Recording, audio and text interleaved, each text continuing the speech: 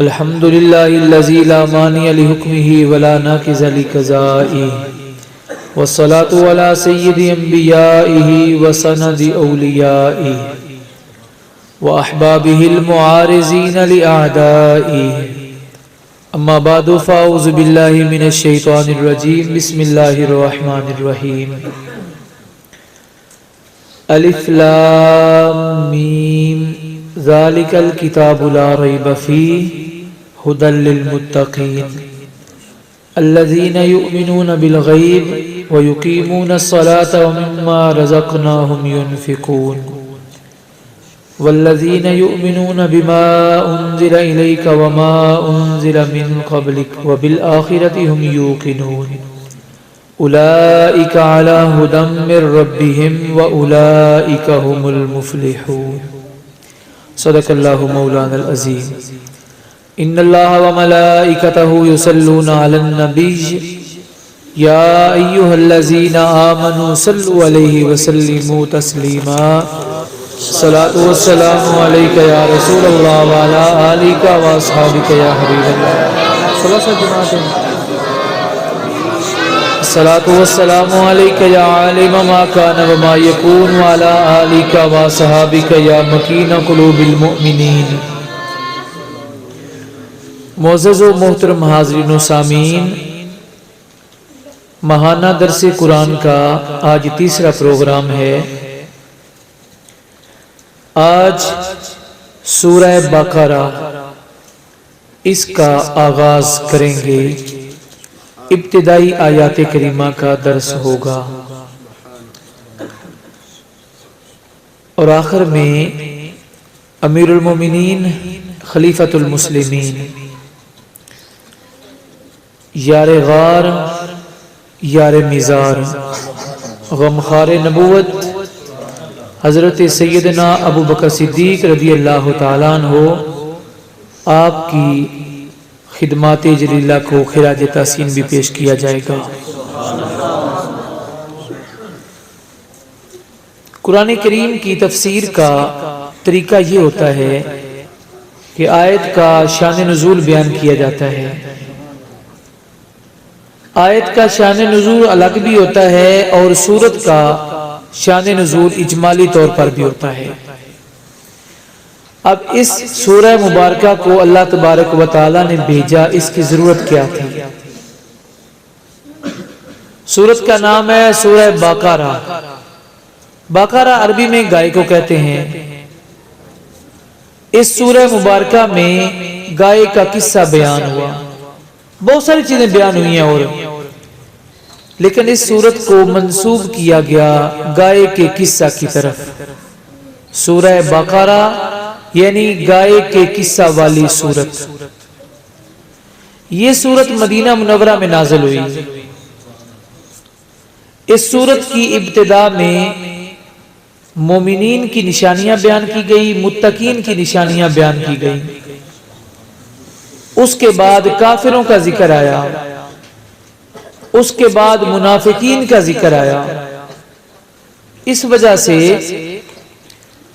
کہ جب تک نبی اکرم صلی اللہ علیہ وآلہ وسلم مکہ مکرمہ میں تھے، یہاں دو ہی گروہ تھے، مسلمان اور کافر. تیسرا کوئی گروہ نہیں تھا. مکہ مکرمہ میں منافق نہیں تھے. جس وقت نبی اکرم صلی اللہ علیہ وآلہ وسلم ہجرت فرما کے مدینہ منورہ تشریف لے گئے، اب وہاں مسلمان بھی تھے، مسلمانوں کے علاوہ دوسرے لوگ بھی تھے. وہاں یہودی بھی رہتے تھے. یہودیوں کے کچھ لوگوں کو یہ خوف ہوا، یہ خطرہ لاحق ہوا، اگر ہم نے نبی آخر الزمان کا کلمہ پڑھ لیا ہماری سرداری ختم ہو جائے گی. لوگوں سے جو نذرانے لیتے ہیں یہ نذرانے بند ہو جائیں گے، چدراہٹ ختم ہو جائے گی.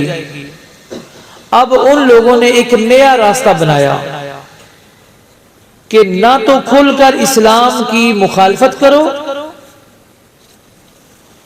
اور نہ مسلمانوں کے ساتھ باقاعدہ مل جاؤ، بلکہ درمیانہ راستہ یہ نکالا کہ مسلمانوں کے پاس بھی بیٹھا کرو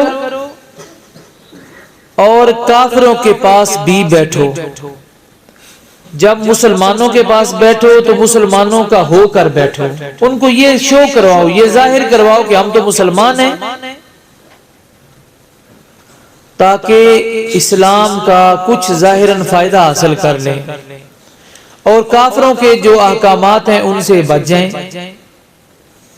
جب یہ لوگ جاتے تھے کافروں کے پاس، وہ کہتے ہوئے تم مسلمانوں کے پاس کیوں گئے ہو؟ کہتے نہیں ہم مسلمان نہیں ہوئے، ہم تو اندرونی طور پر تمہارے ساتھ ہیں، ہم تو صرف مسلمانوں کا راز لینے کے لیے گئے تھے۔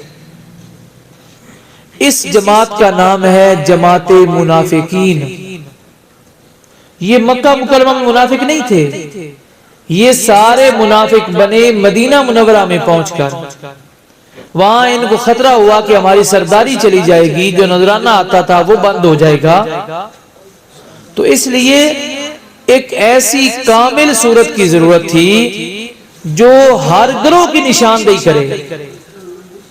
تو اس سورہ مبارکہ نے شروع میں متقی لوگوں کے بارے میں بتایا جو حضور علیہ السلام کے پاس تھے، جو صحابہ تھے، جو مسلمان تھے، ان کی تعریف بیان فرمائی۔ اس کے بعد جو پکے کافر تھے ان کا ذکر بیان فرمایا، اس کے بعد جو منافق تھے ان کا ذکر فرمایا، ان کا طریقہ، ان کی واردات بیان فرمائی۔ آج کے درس میں مومنین کے بارے میں بیان کیا جائے گا، لیکن اس سے پہلے اس سورہ مبارکہ کا آغاز الف لام میم سے ہوا۔ الف لام میم یہ حروف مقطعات ہیں۔ اس کا ترجمہ کیا ہے، اس کا مطلب کیا ہے، اس کا مفہوم کیا ہے؟ علماء نے اس بارے میں یہ فیصلہ دیا کہ ہمارا علم، ہماری عقل اس کا مفہوم سمجھنے سے قاصر ہے۔ کیوں؟ یہ اللہ اور اس کے رسول کے درمیان راز ہے۔ یہ الفاظ، یہ حروف، یہ اور اس کے علاوہ قرآن پاک میں کئی جگہ سورتیں حروف مقطعات سے شروع ہوتی ہیں، یہ سارے اللہ اور اس کے رسول کے درمیان راز ہیں، حتیٰ کہ جبریل امین لے کر آئے ان کو بھی خبر نہیں کہ یہاں کیا بیان ہو رہا ہے۔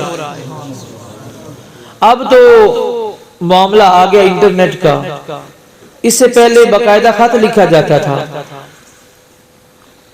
خط لکھا جاتا تھا، اس خط میں مضمون ہوتا تھا، اس خط کو بند کر کے اس کے اوپر پتہ لکھ کے ایڈریس لکھ کر ڈاکخانے میں ڈال دیتے تھے۔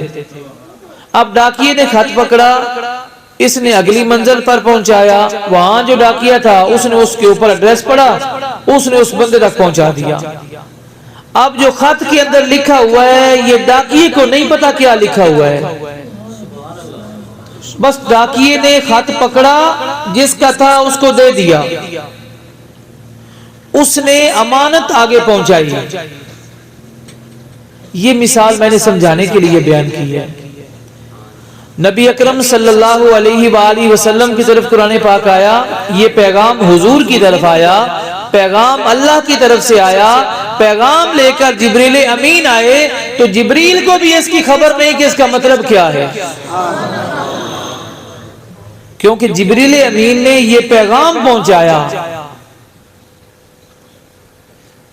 یہ ایسے ہی ہے، آپ اپنی گفتگو کا کوڈ ورڈ بنا لیں۔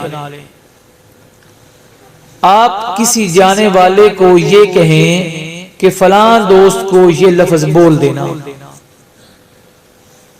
اس کو بات سمجھ آ جاتی ہے۔ اب اس کو تو نہیں پتا اس کا مطلب۔ ہمارے ایک مولانا صاحب شہید ہوئے، مولانا اکرم رضوی شہید رحمت اللہ علیہ، وہ جنہوں نے ان کو شہید کیا تھا، انہوں نے پروگرام بنایا، چونکہ اس وقت موبائل کا زمانہ نہیں تھا، پروگرام بنایا کہ جب یہ تقریر کر کے نکلیں گے اس وقت سپیکر کھول کر سپیکر میں قل واللہ احد اس کو تلاوت کیا جائے گا۔ جب سپیکر کھول کر تلاوت کی جائے گی تم سمجھ جانا کہ وہ راستے پر آ چکے ہیں، وہاں سے نکل چکے ہیں، راستے میں آ رہے ہیں، تم سامنے آ جانا۔ وہ جو طریقہ کار تھا اس کے مطابق۔ اب سننے والوں کو تو یہی پتا تھا کہ سورہ اخلاص کی تلاوت ہو رہی ہے، لیکن ادھر دوسرے گروہ کی طرف یہ پیغام دیا جا رہا تھا کہ مولانا اکرم رضوی صاحب مسجد سے نکل چکے ہیں، تم اپنا مقصد پورا کرنے کے لیے تیار ہو جاؤ۔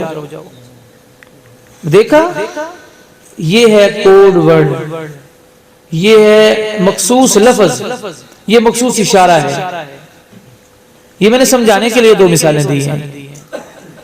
اللہ تبارک و تعالی نے فرمایا ذالک الکتاب لا ریب فیہ۔ آج کتاب لکھی جائے، کتاب لکھنے والا اپنی کتاب کے پہلے صفحے پر یا کسی جگہ پر پہلے میں یا دوسرے میں یا آخر میں یہ لازمی لکھتا ہے جو میں نے کتاب لکھی ہے میں نے حتی الامکان کوشش کی ہے کہ غلطی سے بچا جائے۔ پھر بھی انسان ہونے کے ناطے اگر اس میں پڑھنے والے کو کوئی غلطی نظر آئے تو ہمیں اطلاع کرے تاکہ آئندہ ایڈیشن میں اس کو درست کیا جا سکے۔ آپ دینی کتابیں لے لیں، آپ دنیاوی کتابیں لے لیں، دونوں کتابوں میں، دینی کتابوں میں دنیاوی کتابوں میں یہ بات لکھی ہوتی ہے کہ میں نے حتی الامکان کوشش کی ہے غلطی سے بچنے کی، لیکن چونکہ انسان ہوں اگر غلطی نظر آئے تو مجھے اطلاع کرو، آئندہ ایڈیشن میں غلطی ٹھیک کروں گا۔ یہ قرآن کریم دنیا میں واحد ایسی کتاب ہے جس کے پہلے صفحے پر لکھا ہوا ہے ذالک الکتاب لا ریب فیہ۔ اس کتاب میں شک کی کوئی گنجائش ہی نہیں، اس میں غلطی کی شک کی کوئی گنجائش نہیں ہے۔ اتنی عظمت والی کتاب ہے، اس لیے کہ بھیجنے والا رب تعالی، لے کر آنے والا جبریل امین، جن پر نازل ہوئی وہ امام الانبیاء صلی اللہ علیہ وسلم۔ غلطی کی یہ وجہ ہو سکتی ہے نا کہ جس نے بات کی اس سے غلط ہو گئی، یا جو پیغام لے کر آیا اس سے غلطی ہو گئی، یا جس کے پاس پیغام آیا اس کو پیغام پورا سمجھ نہیں آیا۔ اب یہاں تو ایسا معاملہ ہی نہیں ہے، بھیجنے والی رب کی ذات جس پر نازل ہوئی وہ محبوب خدا، اور جو لے کر آیا اس کے بارے میں تو قرآن کہتا ہے لا یعصون اللہ ما امرہم، یہ تو رب کے حکم کی مخالفت کر ہی نہیں سکتا جبریل۔ اس لیے یہ کتاب ہر قسم کے شک سے پاک ہے۔ ھدی للمتقین، جو متقی لوگ ہیں ان کے لیے یہ ہدایت والی ہے، ان کو اس سے ہدایت ملتی ہے۔ اب متقی لوگ کون ہیں؟ اس میں بہت ساری تفسیریں بیان فرمائی مفسرین نے، میں ایک تفسیر بیان کروں گا، اس لیے اگر میں 4-5 بیان کر دوں تو شاید آپ کو ایک بھی یاد نہ رہے۔ میں ایک بیان کر دیتا ہوں تاکہ آپ کو یاد رہے اور آپ کے لیے آسان ہو۔ تقوی، تقوی یہ ہوتا ہے کہ اے بندے، رب تعالیٰ نے تجھے جہاں جانے کا حکم فرمایا وہاں سے تو غیر حاضر نہیں ہونا چاہیے۔ جس جگہ رب تعالیٰ نے تجھے جانے کا حکم فرمایا وہاں سے تیری غیر حاضری نہیں ہونی چاہیے، اور جس جگہ جانے سے رب نے منع فرمایا وہاں تیری حاضری نہیں ہونی چاہیے۔ یہ تقوی ہے، اس سے آسان مطلب بیان نہیں ہو سکتا۔ جو اس طرح کر جائے، اب آپ اس قانون کو اپنی زندگی پر لاگو کریں، اس قانون کو اپلائی کریں کہ جس جگہ جانے کا رب نے حکم دیا وہاں سے ہماری غیر حاضری نہیں ہونی چاہیے، اور جس جگہ جانے سے رب نے منع فرمایا وہاں ہماری موجودگی نہیں ہونی چاہیے، وہاں ہماری حاضری نہیں ہونی چاہیے۔ جو ایسے کر جائے وہ متقی ہے، جو ایسے کر جائے وہ متقی ہے۔ قرآن کریم ہدایت ہے سب کے لیے، لیکن اس سے ہدایت حاصل کرتا ہے صرف متقی۔ یہ قرآن آیا سارے جان کے لیے، اس قرآن میں عیسائیوں کے لیے بھی ہدایت ہے، اس قرآن میں یہودی کے لیے بھی ہدایت ہے، اس قرآن میں منافق کے لیے بھی ہدایت ہے، اس قرآن میں بد کردار مسلمان کے لیے بھی ہدایت ہے، لیکن اس قرآن سے نہ تو عیسائی ہدایت لیتا ہے، نہ یہودی لیتا ہے، نہ منافق لیتا ہے، نہ بد کردار مسلمان ہدایت سے حاصل کرتا ہے۔ اس سے ہدایت صرف اور صرف حاصل کرتا ہے تو متقی مسلمان حاصل کرتا ہے۔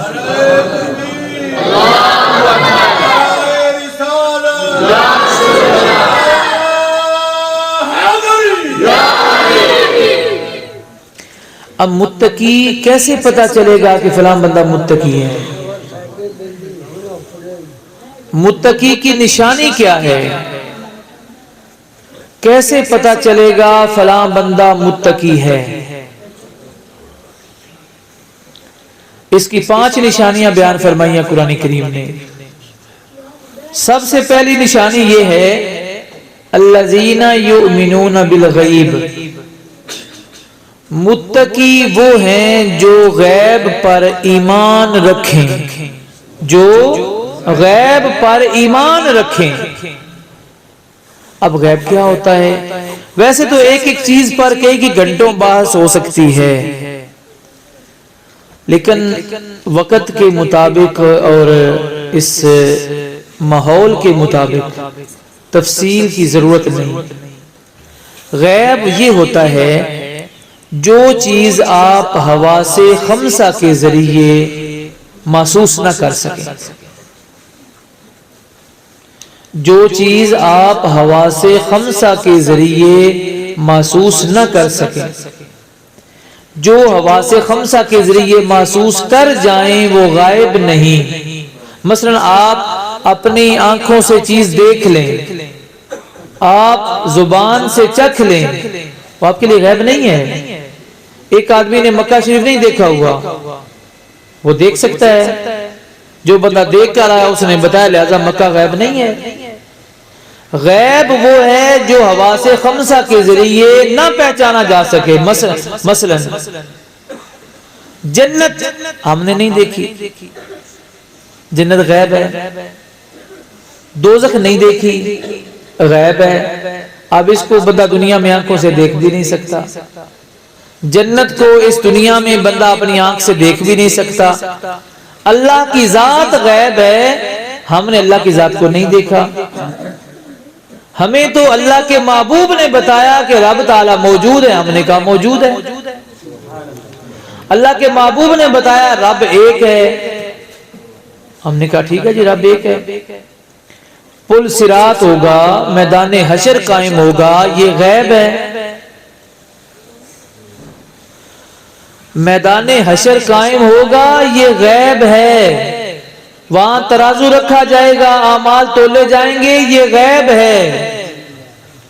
متقی وہ ہے جو غیب پر ایمان لائے، متقی وہ ہے جو غیب پر ایمان لائے۔ یہ پہلی نشانی ہے۔ دوسری نشانی یہ ہے وَيُقِيمُونَ الصَّلَاةَ۔ اچھا آپ نا ذرا ماشاءاللہ آپ بڑے باذوق ہیں، آپ بڑے خیال سے سن رہے ہیں۔ یہ ایک الگ نوعیت کا پروگرام ہوتا ہے، یہ جلسہ نہیں ہے کہ ادھر مولوی صاحب شعر پڑھیں گے، اس کونے میں بندے کی روح تڑپ جائے شعر سن کر، ایسے نہیں ہوگا۔ اس پروگرام میں صرف اور صرف آپ کو قرآن کریم سکھایا جائے گا، اس پروگرام میں صرف آپ کو قرآن کریم کا ترجمہ، اس کی تفسیر بیان کی جائے گی، اور پروگرام ہوتے رہیں گے جن میں آپ اپنا ذوق پورا کرتے رہیں گے۔ اس میں آپ اس ذوق کی طرف آئیں۔ وَيُقِيمُونَ الصَّلَاةَ، دوسری نشانی یہ ہے کہ متقی وہ ہیں جو نماز قائم کرتے ہیں۔ متقی وہ ہیں جو نماز قائم کرتے ہیں۔ ہمارے عرف میں کہا جاتا ہے نماز پڑھو، وہ عرفی معنی ہے۔ شریعت نے حکم دیا نماز قائم کرنے کا۔ اب نماز قائم کیسے کریں گے؟ نماز قائم اس طرح کریں گے، نماز کے اندر کچھ چیزیں فرض ہیں ان کا خیال رکھیں، نماز کے اندر کچھ چیزیں واجب ہیں، ان کا خیال رکھیں، نماز کے اندر کچھ چیزیں سنت ہیں، ان کا خیال رکھا جائے، ان کو پورا ادا کیا جائے۔ نماز کے اندر کچھ چیزیں مستحب ہیں، ان کا خیال رکھا جائے۔ کچھ چیزیں نماز میں مکروہ تحریمی ہیں، ان سے بچا جائے۔ کچھ چیزیں نماز میں مکروہ تنزیہی ہیں، ان سے بھی بچا جائے۔ اب جو بندہ نماز کے فرائض کا بھی خیال رکھے، نماز کے واجبات کا خیال رکھے، نماز کی سنتیں پوری طریقے سے ادا کرے، نماز کے مستحبات کی ادائیگی کرے، نماز کے مکروہات سے بچے، اور اس کے ساتھ ساتھ بندے کا دل رب تعالیٰ کی طرف متوجہ ہو، اس کو خشوع خضوع کہا جاتا ہے۔ بندے کو یہ کیفیت بھی نصیب ہو کہ اس کی توجہ رب تعالیٰ کی طرف ہو، یہ ہے نماز قائم کرنا۔ جبریل امین آئے حضور علیہ السلام کی بارگاہ میں انسانی شکل میں۔ حضرت عمر رضی اللہ تعالیٰ عنہ اس کے راوی ہیں، یہ حدیث جبریل ہے۔ اس میں 5 سوال کیے جبریل امین نے حضور علیہ السلام سے۔ ان میں ایک سوال یہ تھا کہ مل احسان، احسان کیا ہے؟ حضور علیہ السلام نے جبریل امین کو جواب دیا، ان تعبد اللہ کانک تراہ فإن لم تکن تراہ فإنہ یراک۔ حضور علیہ السلام نے فرمایا اے سوالی، اے سائل، اے سوال کرنے والے، تیرے سوال کا جواب یہ ہے کہ تو رب تعالیٰ کی عبادت اس طرح کر گویا رب تیرے سامنے ہے۔ اب آپ کو توجہ کی ضرورت ہے۔ فرمایا تو رب کی عبادت اس طرح کر جس طرح تو رب کے سامنے ہے، رب تیرے سامنے ہے۔ ان تعبد اللہ کانک تراہ، عبادت اس طرح کر گویا تو رب کو دیکھ رہا ہے۔ آج ہم میں سے کوئی بندہ کسی دفتر میں چلا جائے، کسی بندے کو پولیس کے محکمہ میں کام ہے، وہ ڈی ایس پی کے پاس چلا گیا، یا اس کو اے سی دفتر میں کام ہے، وہ اے سی کے سامنے ہے، ڈی سی کے پاس چلا گیا۔ اب چونکہ ڈی سی ایس کے سامنے ہے، یہ بندہ وہاں ٹینشن کھڑا ہے، اس کا موبائل بھی بند ہے، یہ بندہ کسی سے بات بھی نہیں کرے گا، یہ بندہ ادھر ادھر بھی نہیں دیکھے گا کہ ڈی سی ناراض نہ ہو جائے، ڈی سی ہو سکتا ہے میرا کام نہ کرے۔ نماز پڑھنے والا کس قدر بے وقوف ہے اور لاپرواہ ہے کہ یہ رب کو ڈی سی کے برابر بھی اہمیت نہیں دے رہا، کہ یہ جب ڈی سی کے سامنے کھڑا ہے تب تو یہ بالکل اٹینشن کھڑا ہے، یہ حرکت بھی نہیں کر رہا، اس کا موبائل بھی بند ہے، یہ کسی کی طرف توجہ بھی نہیں کر رہا۔ لیکن یہی بندہ جب رب کی بارگاہ میں مسجد میں کھڑا ہوتا ہے، اس کا خیال کبھی بازار میں ہوتا ہے، کبھی اپنے کھیت میں ہوتا ہے، کبھی دکان میں ہوتا ہے، کبھی کسی دوست کی محفل میں ہوتا ہے۔ حضور علیہ السلام نے فرمایا جبریل کو، فرمایا ان تعبد اللہ کانک تراہ، تو رب کی عبادت اس طرح کر کہ گویا رب تیرے سامنے ہے۔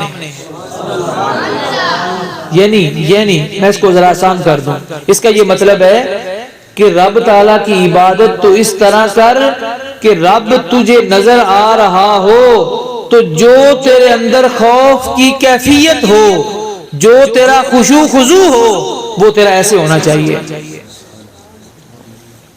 اس کا دوسرا حصہ حضور علیہ السلام نے فرمایا فَإِن لَمْ تَكُنْ تَرَاهُ فَإِنَّهُ يَرَاكَ، فَإِن لَمْ تَكُنْ تَرَاهُ فَإِنَّهُ يَرَاكَ، کہ اے سوالی، اے سائل، یہ سمجھ جا، اگر تیری یہ کیفیت نہیں کہ تجھے رب نظر آ رہا ہے، تو کم از کم یہ سمجھ جا رب تجھے دیکھ رہا ہے۔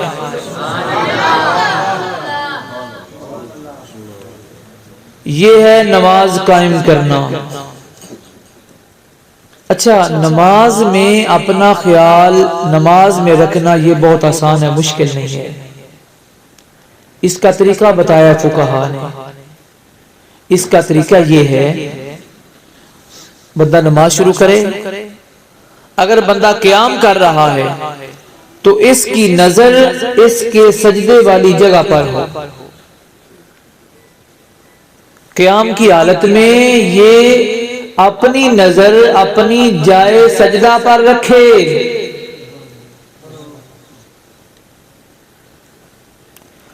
اور اگر رکوع میں گیا ہوا ہے تو اس کی نظر اس کے قدموں میں ہونی چاہیے۔ اگر یہ تشہد میں بیٹھا ہوا ہے، قعدہ کر رہا ہے، تشہد پڑھ رہا ہے، اس کی نظر اس کی گود میں ہو۔ اگر سجدہ کر رہا ہے تو اس کی نظر اس جگہ ہو، ناک کے اوپر ہو۔ یہ طریقہ بتایا گیا، اس طریقہ کے مطابق بندے کی توجہ نماز میں رہے گی۔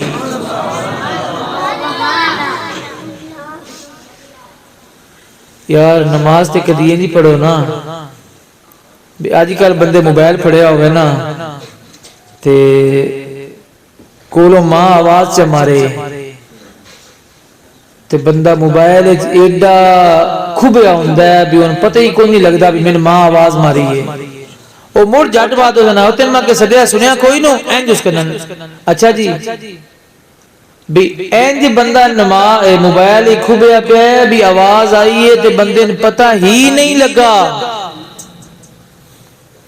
اے بندہ دنیا کی میں کھبیا پیا ہے، ایڈے بڑے سپیکر لگے مسجد میں یہی حال صلاح دی آواز ہوندی ہے، بندہ اٹھ کے ہوندا ہے نہیں نہ ہوندا بندہ تے جویں بندہ موبائل وچ کھبیا پیا یا دنیا وچ کھبیا پیا ہے نا، آنج بندہ نماز وچ کھبے تاں بندہ صحیح مسلمان۔ ابھی یہ میں نے مثال دی ہے آپ کو، آپ اپنے معاشرہ میں دیکھیں، آپ کے اپنے ساتھ کئی بار ایسے ہوگا، آپ کو بلانے والا بتائے گا کہ میں آپ کو تیسری بار بلا رہا ہوں، آپ میری آواز کیوں نہیں سن رہے؟ اس کی اصل وجہ یہ ہوتی ہے آپ اپنے کام میں اتنے ڈوبے ہوئے ہیں کہ آپ کو دوسری آواز کا احساس ہی نہیں ہوا۔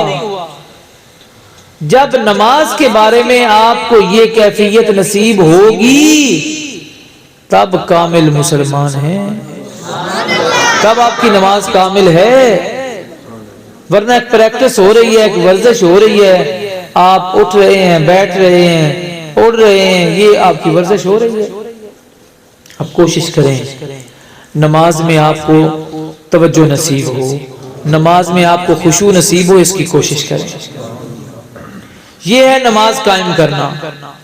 اس کے بارے میں قرآن بتاتا ہے ان الصلاۃ تنہی عن الفحشاء والمنکر، نماز بے حیائی برائی سے روکتی ہے۔ یہ نماز ہے جو بے حیائی برائی سے روکتی ہے۔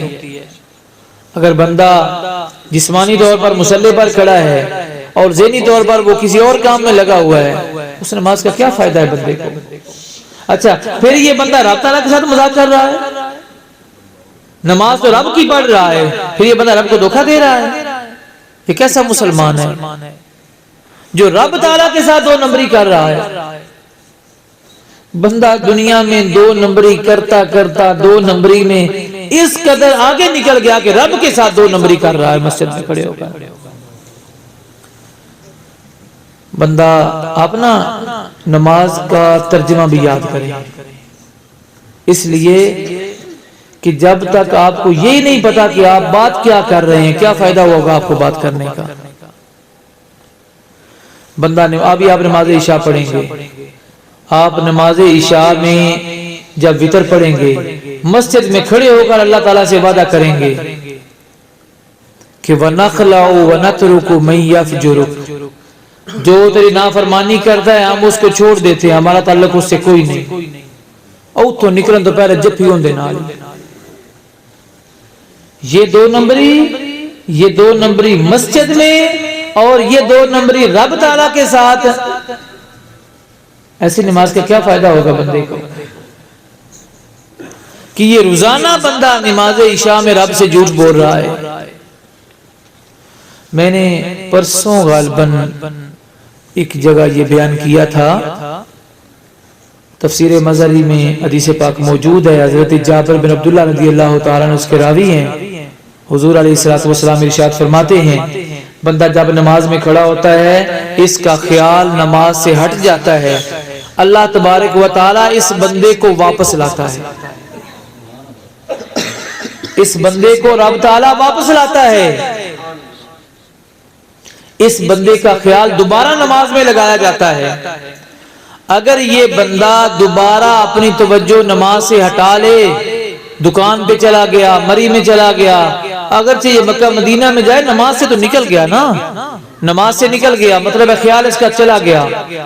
اللہ تعالیٰ دوسری دفعہ اس بندے کو پھر نماز کی طرف لاتا ہے، اور جب یہ بندہ تیسری دفعہ نماز سے توجہ ہٹاتا ہے تو حضور علیہ السلام نے فرمایا اللہ اس بندے سے توجہ اٹھا لیتا ہے۔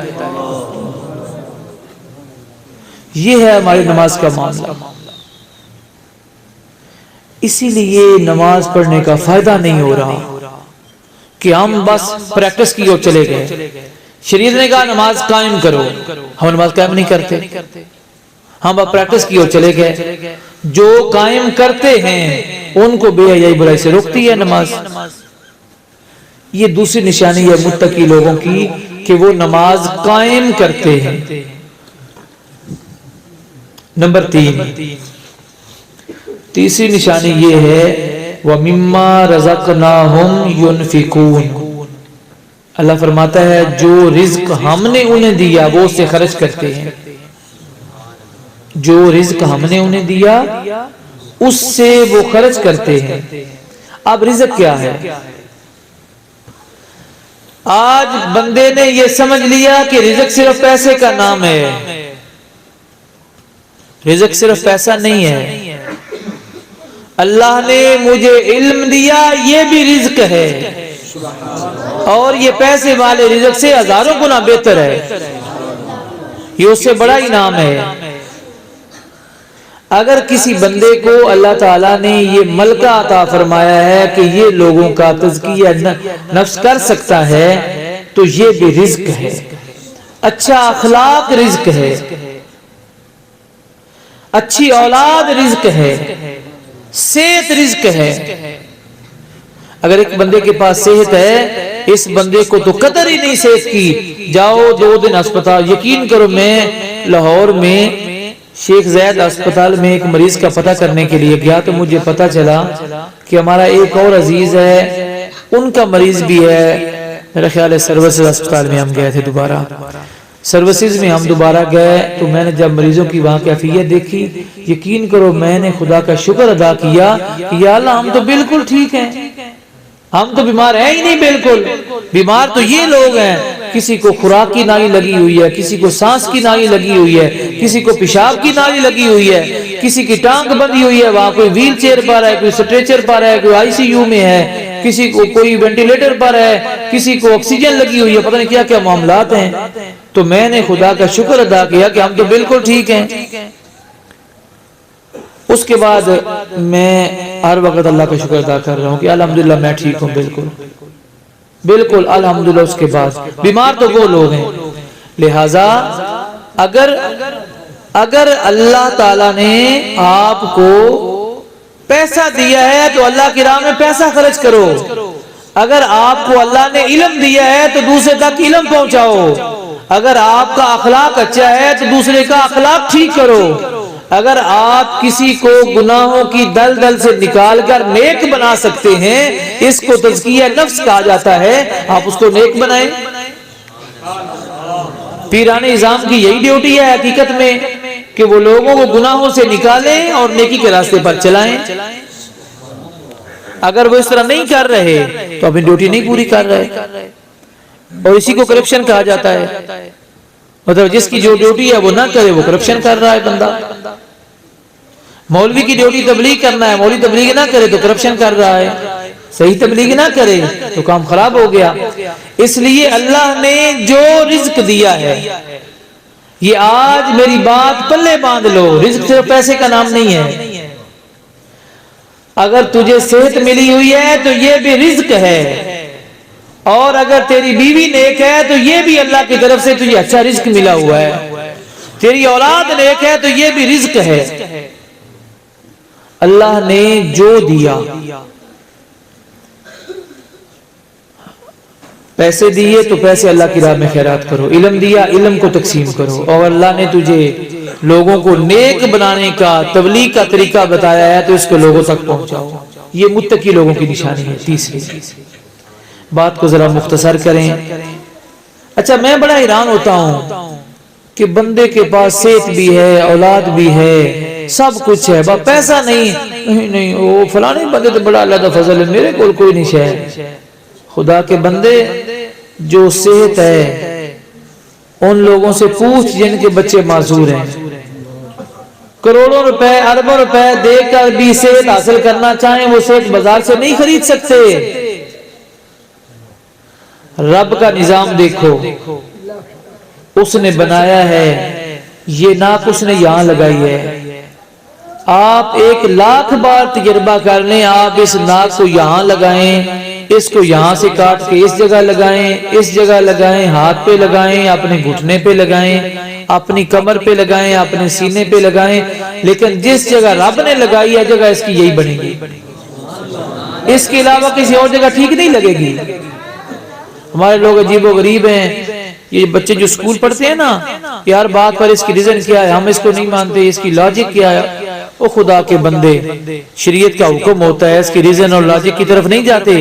ایک آدمی تھا، وہ ہر وقت نکتہ چینی کرتا رہتا تھا، اللہ نے یہ کیا بنایا، یہ کیا بنایا، ہر وقت اعتراض کرتا رہتا تھا۔ ایک دن اس نے کہا کہ آج مجھے ایسی بات مل گئی ہے کہ میرے پاس بڑی دلیل آ گئی ہے کہ اللہ تعالیٰ کا نظام ٹھیک نہیں ہے، معاذ اللہ۔ اس نے کہا دیکھو یہ تربوز بہت بڑا ہے لیکن اس کا پودا چھوٹا سا ہے، اس کی بیل ہے چھوٹی ساری، پودا چھوٹا ہے اس کا، سیب چھوٹا سا، اس کا درخت بہت بڑا ہے۔ اس نے کہا تربوز اہدوانا، اس نے کہا یہ درخت کی ہونا چاہیے تھا چونکہ یہ بڑا ہے، سیب چھوٹا ہے یہ پودے کے ساتھ ہونا چاہیے تھا۔ اس نے کہا یہ بہت بڑا اعتراض میرے ہاتھ میں آ گیا۔ رب تعالیٰ نے اسے بہت جلد سمجھا دیا۔ وہ سیب کے درخت کے نیچے سویا ہوا تھا، سیب ٹوٹا اس کی ناک پہ گرا، اس کو بڑی تکلیف ہوئی۔ ہو سکا شکر ہے دوانا نہیں ڈگا، ہو سکا بھی جی دوانا ڈگ پوندا نا اتھے، ہو سکا خدا جو کیتا ہے ٹھیک کیتا ہے۔ اس نے کہا جو اللہ نے کیا ٹھیک کیا، بھی اللہ نے جو نظام بنا دیا ٹھیک بنا دیا۔ اگر آپ کے پاس کار نہیں ہے تو خدا کا شکر ادا کریں، جس کے قابل تھے اللہ نے آپ کو دے دیا۔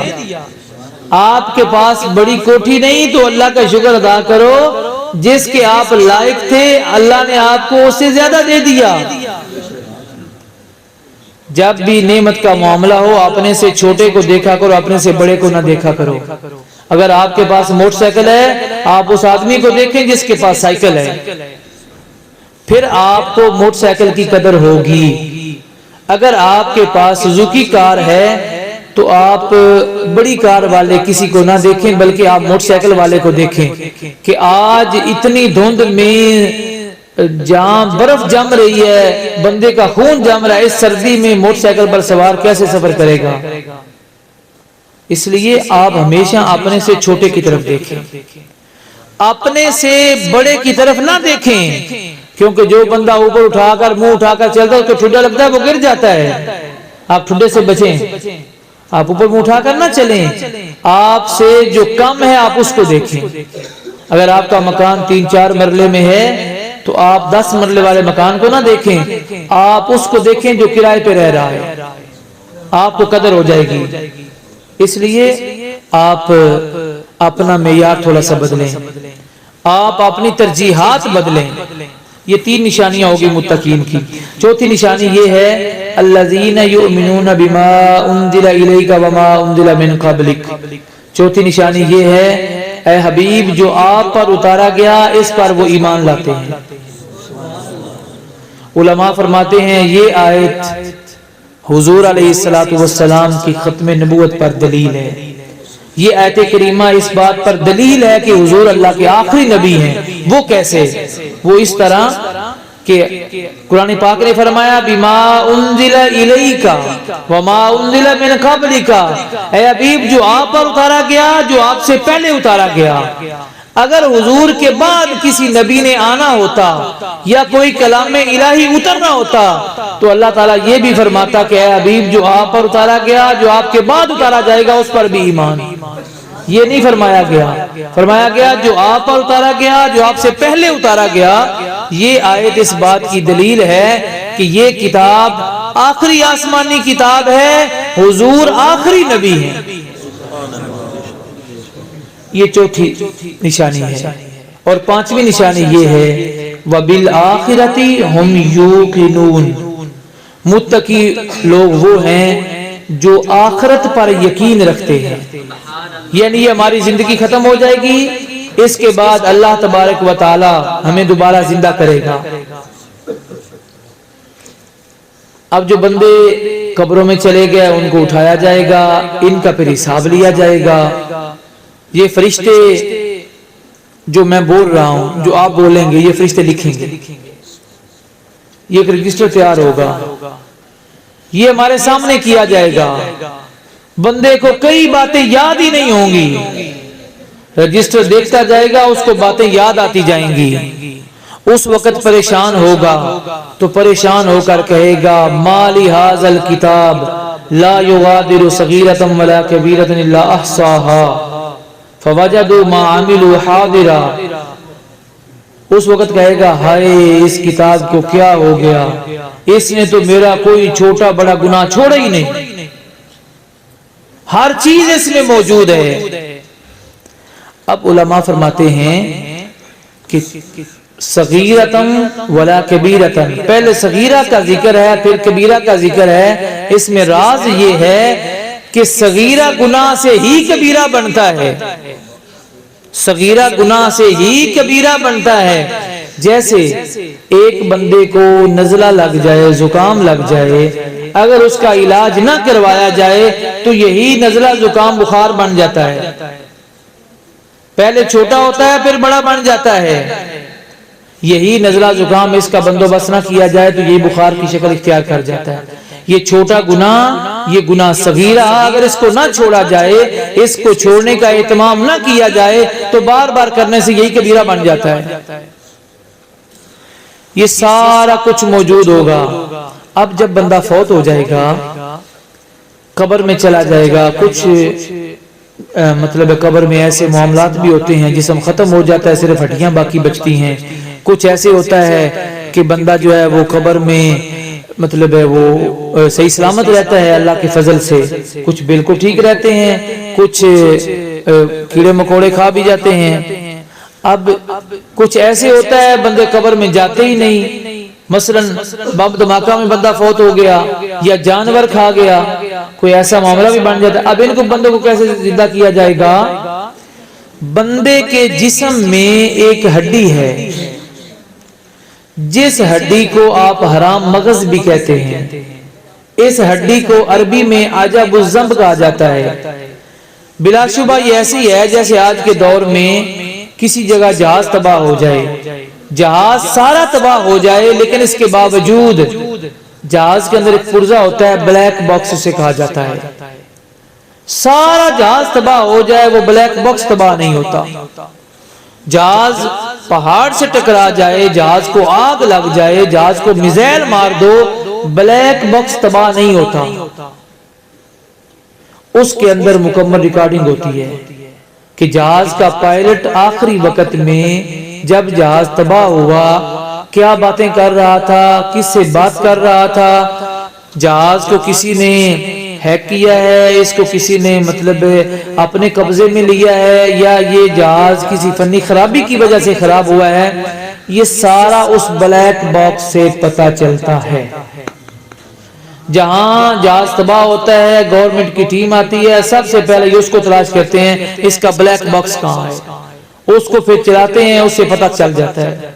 بالکل اسی طرح اس دور میں انسان کے جسم میں جو عجب الذنب ہے، اللہ تبارک و تعالی اس ہڈی سے بندے کو دوبارہ زندہ کرے گا۔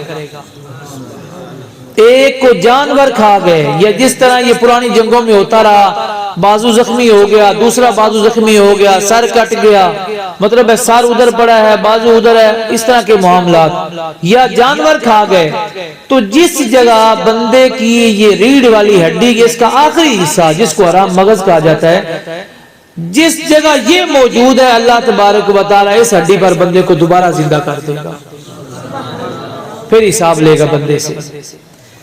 آخر میں نتیجہ بیان ہو رہا ہے کہ جن لوگوں میں 5 نشانیاں ہیں، نمبر 1 وہ غیب پر ایمان لاتے ہیں، نمبر 2 نماز قائم کرتے ہیں، نمبر 3 اللہ کے دیے ہوئے رزق میں سے خرچ کرتے ہیں، نمبر 4 اللہ نے جو کلام اتارا اس پر ایمان رکھتے ہیں، نمبر 5 ان کا آخرت پر ایمان ہے۔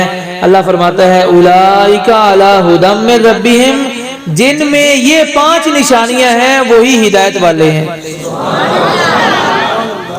ان کی ہدایت کی گارنٹی اللہ نے عطا فرمائی ہے۔ دوسرا انعام فرمایا اولئک ھم المفلحون، یہی لوگ کامیاب ہیں، یہی ہدایت والے ہیں، یہی کامیاب ہیں۔ اچھا، ان متقی لوگوں میں سے ایک شخصیت کا نام ہے حضرت سیدنا ابو بکر صدیق رضی اللہ تعالیٰ عنہ۔ یہ اسلامی مہینہ، یہ حضرت ابو بکر صدیق کے وصال کا مہینہ ہے۔ اس مہینے کا نام ہے ماہ جمادی الاخری، جس کو عام طور پر جمادی الثانی کہتے ہیں، اصل نام ہے جمادی الاخری۔ اس مہینے میں جب نام رکھا گیا نا، اس علاقے میں برف جم جاتی تھی عرب میں۔ پہلے مہینے میں اس کو کہتے جمادی الاولی، اس کو کہتے جمادی الاخری۔ اب مجھے موجودہ جو اب ہماری برف جم رہی ہے روزانہ، یہ دیکھ کر مجھے اور بات سمجھ آ گئی کہ اس کا نام ہے جمادی الاخری، دوسرا مہینہ جس میں برف جمتی ہے۔ تو امیر المومنین حضرت سیدنا ابو بکر صدیق رضی اللہ تعالیٰ عنہ، آپ کا یہ یوم وصال والا مہینہ ہے۔ اس مہینہ میں مسلمان اپنی مساجد میں، مدارس میں، بڑے بڑے ہالز میں، گراؤنڈز میں حضرت سیدنا ابو بکر صدیق رضی اللہ تعالیٰ عنہ آپ کا یوم منانے کے لیے بڑے بڑے پروگرام منعقد کرتے ہیں۔ حضرت ابو بکر صدیق رضی اللہ تعالیٰ عنہ وہ عظیم ہستی ہیں جن کے بارے میں حضور علیہ الصلوۃ والسلام نے ارشاد فرمایا جنت میں دروازے مختلف ہیں، روزہ رکھنے والوں کا الگ دروازہ ہے، اس دروازے سے پکارا جائے گا آ جاؤ دنیا میں جو روزہ دار تھے اس دروازے سے جنت میں آ جاؤ، آواز دی جائے گی دنیا میں جو روزہ دار تھے آ جاؤ یہ دروازہ ہے تمہارے لیے۔ اور ایک دروازہ جہاد والوں کا ہوگا کہ آ جاؤ جہاد والے، جو دنیا میں اسلام کے لیے جہاد کرتے تھے آج اس دروازے سے اندر آ جاؤ۔ نمازیوں کے لیے الگ دروازہ ہوگا کہ آؤ نماز پڑھنے والے، نمازی اس دروازے سے جنت میں چلے جاؤ۔ اسی طرح دوسرے دروازے بھی ہوں گے۔ حضور علیہ الصلوۃ والسلام نے فرمایا میرا ابو بکر وہ ہے جس کو جنت کے ہر دروازے سے آواز دی جائے گی آ جاؤ ابو بکر، آ جاؤ ابو بکر، یہ دروازہ تمہارے لیے ہے۔ فرمایا ہر دروازے سے آواز دی جائے گی۔ امت محمدیہ کا اس بات پر اجماع ہے کہ انبیاء کرام کے بعد امتوں میں سے سب سے بڑھ کر جس کی عظمت ہے، سب سے بڑھ کر جس کی شان ہے، سب سے بڑھ کر جس کی فضیلت ہے وہ جناب ابو بکر صدیق ہیں۔ افضل البشر بعد الانبیاء۔ اچھا، اگر کسی کو اتنی بڑی عظمت ملتی ہے تو اس کے کام بھی بڑے ہوتے ہیں۔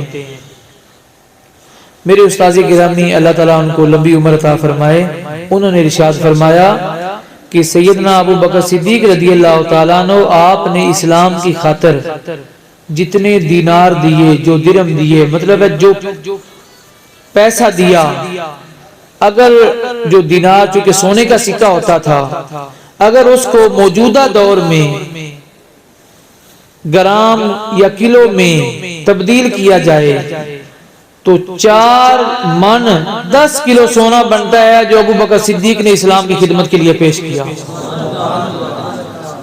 آج بندہ 1000 روپیہ مسیتی دے لے دیڑیاں چاہ جا کے ویندا مولوی جی صاف پیچھے ڈنگی ہوئی پئی ہے، مولوی جی ٹوٹی کو نہیں چلتی پئی۔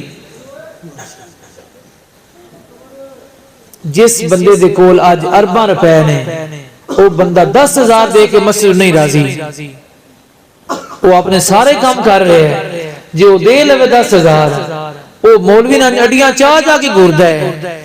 میں نا بڑے پیسے لینا بندیاں کو مسجد مدرسے واسطے لیکن میں بندے نال گل کردا ہاں آکڑ کے بھی تو یہ دینے نا مسجد مدرسے مینوں نہیں دینے، جے مینو دیتا ہے کسی میری ذات واسطے میرے کو واپس لے لو میں دیواں داں وہ جو پرانی چنگی والے کرتے ہیں نا بھی پرچی لے لو ٹھیک ہے نہ لو تو 11 گنا میں اس بندے نے 11 گنا واپس کراں گا جے میں میری ذات واسطے کسی بندے دیتا ہوئے تھے کدی کسی بندے کو اپنی ذات واسطے ادھار منگیا تو بھی دسے چاہ منگنا ہے مسجد واسطے منگنا ہے مدرسے واسطے تے ڈٹ کے منگنا ہے نہ جا کے منگنا ہے تے نہ یوں کر کے منگنا ہے اے نہیں ہوندے کام دین دا کام کرنا ہے عزت نہ کرنا ہے تے تہاڈا پیسہ تہاڈے کو لے کے ایمانداری دے نال مسجد مدرسے تے استعمال کرنا ہے بس گل ختم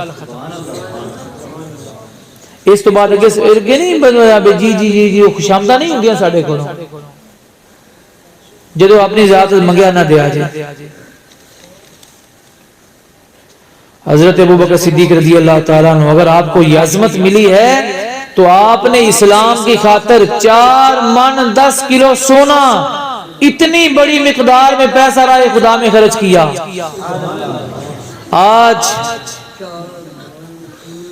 آج کل بڑے سے بڑا امیر بندہ جو پوری دنیا میں سب سے زیادہ امیر ہے اس نے بھی اللہ کی راہ میں اتنا پیسہ نہیں دیا 4 من تو بڑی دور کی بات ہے 4 تولے کسی نے نہیں دیا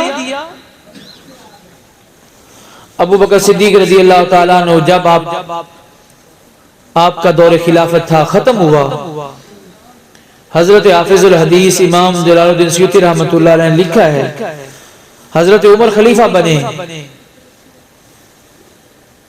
نہیں وہ دوسری بات ہے حضرت بکر صدیق جب خلیفہ بنے تو حضرت عمر رضی اللہ تعالیٰ اپنا طریقہ بیان فرماتے ہیں ہمارے شہر میں کچھ عورتیں ایسی تھیں جن کے شوہر جنگ میں شہید ہو چکے تھے وہ عورتیں بیوہ ہو چکی تھی اب ان کے گھر میں کام کرنے والا کوئی نہیں تھا مختلف صحابہ اکرام ان عورتوں کے گھروں میں پانی بھر کر دیتے تھے ان سے برتن لے لیا باہر کنویں سے تالاب سے پانی لے کر آئے ان کے گھر میں رکھ دیا لیکن جب حضرت ابوبکر صدیق خلیفہ بنے حضرت عمر بیان کرتے ہیں آپ فرماتے ہیں کہ ہم ان عورتوں سے برتن مانگا ان کے گھر میں گئے انہوں نے کہا پانی موجود ہے ہم دوسرے دن تھوڑا سا جلدی گئے کہ شاید کل ہم لیٹ ہو گئے تھے تو عورتیں خود پانی بھرنے کے لیے چلی گئی کیونکہ عرب میں اب بھی ایسا ماحول نہیں کہ گھر میں کسی میں بور ہو سکے وہاں سارا پتھر ہے وہ تو باہر سے پانی لاتے ہیں موٹر لگی ہوئی ہے لیکن گھر میں ٹینکی بنائی موٹر اسی سے پانی نکال رہی ہے ہوٹلوں میں اسی طرح نظام ہے وہاں تو آپ فرماتے ہیں ہم دوسرے دن جلدی چلے گئے ان سے پوچھا کہ پانی دے دو دروازے پہ دستک دی برتن دے دو پانی لے کر آئیں عورتوں نے کہا کہ پانی موجود ہے حضرت عمر فرماتے ہیں تیسرے دن ہم اور جلدی چلے گئے ان سے برتن مانگا انہوں نے کہا برتن موجود ہے پانی موجود ہے آپ نے فرمایا تسی جنوں کے بیبیاں ہو کی بلاؤں ایڈی جلدی پانی لے آندا جے انہوں نے کہا ہم پانی لینے کے لیے نہیں گئیں جب سے ابو بکر خلیفہ بنے ہیں صبح صبح ہمارے گھروں میں پانی بھر کر دے جاتے ہیں یہ کردار ہے ہمارے اسلاف کا فرمایا جب خلیفہ بنے ہیں عورتوں نے کہا جب سے خلیفہ بنے ہیں یہ ہمارے گھروں میں پانی بھر کر دے جاتے ہیں آج کل بادشاہوں کے حالات دیکھو بادشاہ تو بڑی دور کی بات ہے ایک بندہ محلے کا کونسلر بن جائے اس کی گردن میں کوئی 72 سوتر کا سریا آ جاتا ہے وہ کہتے نیچے ہوتی نہیں بالکل حالانکہ کونسلر بنانا اختیار نہ گال نہ بات اس کی گردن کا سریا کمزور نہیں ہوتا ابو بکر صدیق وہ عظیم ہستی ہیں جب آپ خلیفہ بنے تو عورتوں نے کہا جب سے خلیفہ بنے ہیں تب سے ہی ہمارے گھروں میں پانی بھر کر دے جاتے ہیں اور حضرت عمر جب خلیفہ بنے تو آپ نے لوگوں سے پوچھا کہ مجھے بتاؤ یہ بات بڑی توجہ والی ہے انہوں نے پوچھا مجھے بتاؤ کہ ابو بکر صدیق صبح سب سے پہلا کام کون سا کرتے تھے صبح پہلا کام کیا کام کرتے تھے تو کچھ لوگوں نے بتایا کہ جناب ابو بکر صدیق کھانا لے کر تھوڑا سا صبح اس طرف نکل جاتے تھے حضرت عمر رضی اللہ تعالیٰ عنہ آپ نے بھی کھانا لے لیا، اس طرف چل پڑے۔ کئی لوگوں سے پوچھا، انہوں نے بتایا، آگے چلتے گئے، ایک جگہ کمزور گھر دکھائی دیا، ایسے سمجھو جیسے خیمہ لگا ہوا تھا۔ آپ اس کے اندر گئے، وہاں ایک معذور آدمی موجود تھا جس کی آنکھیں بھی نہیں ہیں، حرکت بھی نہیں کر سکتا، اکیلا بندہ ہے۔ جناب عمر فاروق رضی اللہ تعالیٰ عنہ اس کے پاس گئے۔ آپ کو محسوس ہوا کہ جناب ابو بکر صدیق تو اس کو کھانا کھلانے کے لیے روزانہ صبح آتے تھے۔ آپ نے لقمہ توڑا، اس کے منہ میں ڈالا، وہ بندہ بہت غصے ہوا۔ ہو سکیا انہیں چھٹیاں بھی کھا رہے ہیں، ناگے بھی کھا رہے ہیں، تے تینوں روٹی کھوان دی جات بھی بھول گئی ہے۔ ہو سکیا بھی ناگے بھی کھا رہے ہیں، چھٹیاں بھی کھا رہے ہیں، جات بھی بھلا ہے، روٹی کھوان دی۔ آپ نے فرمایا بھی گل سن میری، میں آیا ماں پہلے دن، میرے تو پہلے جڑے دنوں کھانا کھلاندے سی او مسلمانوں دے خلیفہ ابو بکر صدیق سی، تے میرا نام عمر بن خطاب ہے، میں ہن مسلمانوں دا خلیفہ بنیا ماں، تے میں آئی تیرے کول پہلے دن آیا ماں۔ اس معذور نے بولا کہ میں اس رویے پر اور اس اخلاق پر قربان، اس نے کہا میں تو مسلمان ہی نہیں، اس نے کہا میں تو مسلمان ہی نہیں،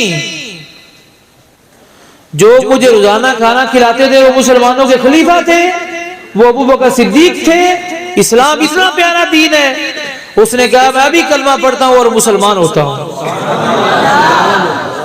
وہ جناب ابو بکر صدیق کے اس کردار سے اور اسلام کا جو آپ نے اچھا نمونہ پیش کیا، وہ اس وجہ سے مسلمان ہو گیا۔ آج پوری دنیا میں اسلام لوگوں نے بدنام کر کے رکھ دیا، مسلمانوں نے۔ مسلمان کا کردار اتنا گندا ہے اور اسلام کے خلاف ہے کردار مسلمان کا کہ اس مسلمان کی وجہ سے آج اسلام بدنام ہو چکا ہے۔ کچھ لوگوں نے ایک ہندو سے پیسے لینے تھے، وہ ہندو پیسے نہیں دے رہا تھا، وہ بدماش بھی تھا، پیسے نہیں دیتا تھا۔ کسی آدمی نے کہا کہ میں رکا دیتا ہوں، ہندو پیسے دے دے گا۔ انہوں نے کہا تیری مہربانی، رکا دے دے۔ اس نے رکا لکھا مختصر سا، اس نے کہا اس کو راستے میں کھول کر نہ دیکھنا اور جا کر اسے دینا، تمہارے پیسے مل جائیں گے۔ انہوں نے رکا لے لیا، اس ہندو کے پاس چلے گئے، انہوں نے رکا دکھایا، اس نے پڑھا اور جلدی نیچے رکھ دیا، کاؤنٹر سے پیسے نکالے، کہا لے جاؤ۔ یہ خوش ہوئے بہت کہ ہمارا کام ہو گیا، لیکن اس بندے کے پاس آ کر سوال کیا کہ بتا تو نے رکے پر لکھا کیا تھا؟ اس نے کہا اس بات کو رہنے دو، بس تمہارا کام ہو گیا۔ اس نے کہا نہیں مجھے بتاؤ کیا لکھا تھا؟ اس نے کہا میں نے یہ لکھا تھا تو کدوں تو مسلمان ہو گیا ہے، میں لکھا تو کدوں تو مسلمان ہو گئے ہیں۔ اس وجہ سے یہ جو ہمارا گندا کردار ہے، اس وجہ سے پوری دنیا میں مسلمانوں نے اسلام کو بدنام کر دیا۔ اسلام اتنا طاقتور دین ہے، یہ دشمن سے کبھی بھی اس طرح نہیں ہوتا تھا، اس طرح نہیں ہو سکتا تھا جو اسلام کے ساتھ مسلمانوں نے کیا۔ میں آپ کو بڑی حیران کن بات بتاؤں، منڈی باؤدین میں چیلیاں والا اسٹیشن کی طرف جو راستہ جاتا ہے اس پر شاہ تاج شوگر مل بنی ہوئی ہے، وہ مرزائیوں کی ہے، شاہ تاج شوگر مل۔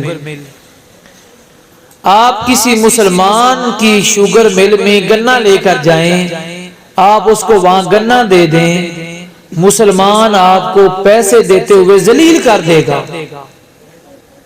یہ تجربہ کر لیں، پہلے نہیں کیا تو ابھی کر لیں، گنا خرید لیں، آپ 2-3 ٹرالے گنا خرید لیں، آپ گنا لے جائیں، کسی مسلمان کی شوگر مل میں لے جائیں، آپ کو پیسے دینے میں ذلیل کر دے گا۔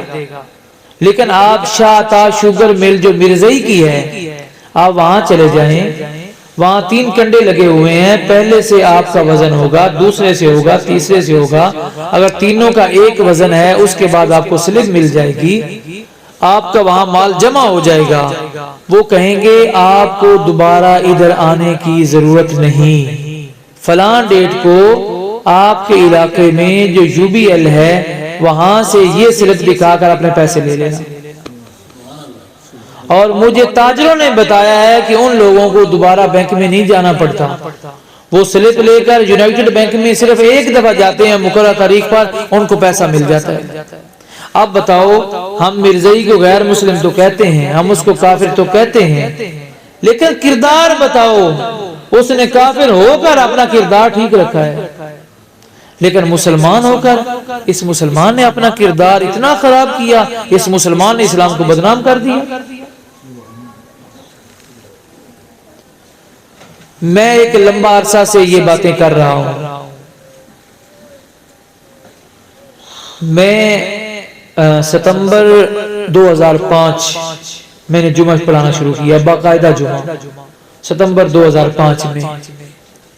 ستمبر کا آخری جمعہ تھا تو میرے مرشد گرامی الحاج پیر سید محمد مظہر قیوم شاہ صاحب رحمۃ اللہ علیہ، آپ نے پہلا جمعہ پڑھایا۔ اس کے بعد اکتوبر سے میں نے جمعہ شروع کیا، 2005 سے 2022 مکمل ہو گیا، یعنی یہ 17 سال مکمل ہو گیا، 18واں سال مجھے جاری ہے جمعہ پڑھاتے ہوئے، 18واں سال۔ تو میں یہی باتیں کر رہا ہوں شروع سے اب تک، اور میں ساری زندگی یہ باتیں کرتا رہوں گا کہ مسلمان اسلام سے دور ہے، مسلمان اسلام کو نقصان پہنچا رہا ہے۔ میں یہ باتیں مسلسل کر رہا ہوں، میں ہر جگہ تقریر میں یہ باتیں کرتا ہوں، میں روزانہ فجر کے بعد درس قرآن دیتا ہوں، میں روزانہ یہ باتیں کرتا ہوں۔ اثر کرے نہ کرے سن لے تو میری فریاد، نہیں ہے داد کا طالب یہ بندہ آزاد۔ مجھے یہ ضرورت نہیں ہے کہ آپ واہ واہ کریں، آپ سبحان اللہ کریں، مجھے اس بات کی ضرورت ہی نہیں ہے، اور میرا ظرف اتنا چھوٹا نہیں ہے کہ میں آپ سے پیسے لینے کے لیے خوشامد کرتا رہوں، یہ آپ کی نظر، یہ شعر آپ کی نظر، یہ واقعہ آپ کے لیے نہیں ہے، یہ اللہ رسول کے لیے ہے سب کچھ۔ میری حاضری اللہ قبول فرمائے، میری حاضری رسول اللہ کی بارگاہ میں قبول ہو جائے، بس میرے لیے یہ کافی ہے۔ میں نے آج تک یہ نہیں کہا کہ یہ آپ کی نظر ہے، نہ یہ کمینہ کام میں نہیں کرتا۔ ہمارے بزرگوں نے ہمیں یہ نہیں سکھایا۔ آپ اسلام کا اچھا چہرہ پیش کریں۔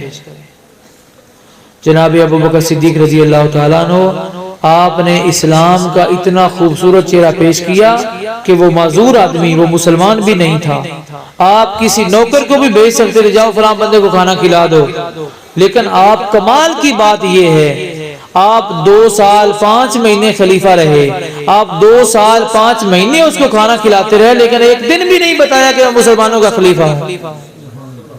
ہمارا حال تو یہ ہے، ہم کسی مریض کی تیمارداری کے لیے چلے جائیں، ڈاکٹر نے منع کیا ہے کہ یہ مریض بول نہیں سکتا، اس مریض کو کوئی نہ جگائے، آسا ایک بار ان دے پیر کھڑ کے ان دے اونچی بول کے دسنا ہوں کہ میں آیا تیرا پتہ کرا۔ یہ ہمارا طریقہ ہے۔ کتنی بے وقوفی کی حد ہے، اس کے ورثاء موجود ہیں، جب جاگے گا اس کو بتا دیں گے فلاں فلاں آیا تھا تیرا پتہ کرنے کے لیے۔ ہم اس قدر اخلاقی طور پر اخلاقی پستی میں جا چکے ہیں۔ میرے بزرگوں اور بھائیوں، باتیں بہت ساری ہیں کرنے والی، بہت ساری باتیں ہیں، لیکن اس وقت ہمیں عمل کی ضرورت ہے۔ عمل سے زندگی بنتی ہے، جنت بھی جہنم بھی، عمل سے زندگی بنے گی، عمل سے۔ حضرت ابوبکر صدیق رضی اللہ تعالیٰ عنہ، دیگر صحابہ، انہوں نے رسول اکرم صلی اللہ علیہ وآلہ وسلم کی کامل اتباع کر کے دنیا میں مقام حاصل کیا۔ اگر ہم بھی چاہتے ہیں دنیا میں ہمارا وقار ہو، معاشرے میں ہماری پہچان ہو، معاشرے میں ہم کو صحیح مسلمان سمجھا جائے، معاشرے میں ہمیں ایک کامیاب انسان کے طور پر سمجھا جائے، تو ہمارے لیے سب سے بہتر اور ایک ہی اصول ہے ہمارے پاس کہ ہم رسول پاک صلی اللہ علیہ وآلہ وسلم کی کامل اتباع پہ لگ جائیں۔